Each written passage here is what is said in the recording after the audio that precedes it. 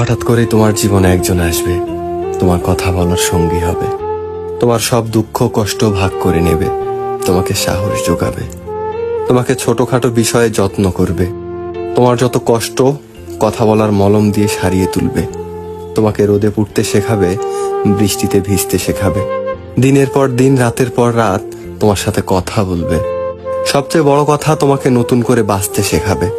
তখন তোমার মনে হবে, হ্যাঁ, এরকমই একজনকে তো আমি চেয়েছিলাম। বহু বছর অপেক্ষার পর আমি তাকে পেয়েছি, আমার পাশে আছে একজন।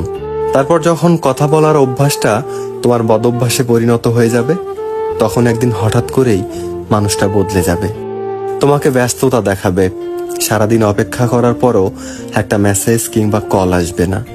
তুমি বারবার ফোন চেক করবে, কিন্তু তোমার অপেক্ষা অপেক্ষায় থেকে যাবে। প্রথম প্রথম দুই একবার কল করে তোমাকে বোঝাবে সে নিরুপায়, তার জীবনে খুব ব্যস্ততা, তাই সে সময় দিতে পারছে না। এরপর আস্তে আস্তে সব যোগাযোগ বন্ধ হয়ে যাবে, তুমি নিজেও বুঝতে পারবে সে আর তোমাকে সময় দিতে পারবে না।